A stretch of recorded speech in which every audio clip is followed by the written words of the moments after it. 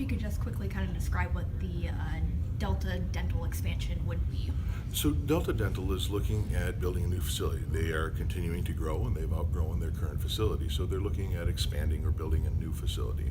The proposal that was before Finance Committee tonight is a developer's agreement for a construction of a new building for Delta Dental. Okay.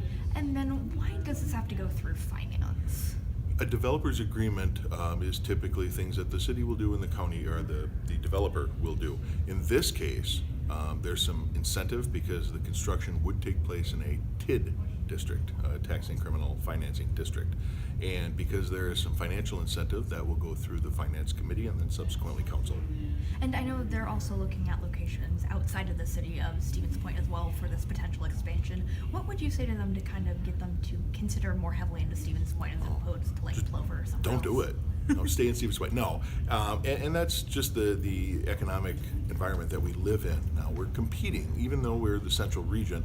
I think it'll be fine if it happens in Plover. It will be better for the citizens of Stevens Point if it's in Stevens Point. But really, we're such a small community that what's good for Plover is usually good for Point. What's good for Point is usually good for Plover, and that includes Whiting, Park Ridge, Hull, Stockton, all of our neighbors. We are putting our best foot forward to try and keep Delta Dental, who has been in Stevens Point for a very long time, as one of our major employers and a fabulous employer at that. We'd like to see them stay within the city of Stevens Point. And why would this location in particular be good for their expansion and for Stevens Point?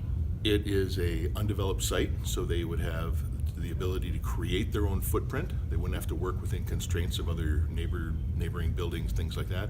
And it would give better highway exposure to Delta Dental. Those are just a few of the things. I'm sure there's some more incidentals.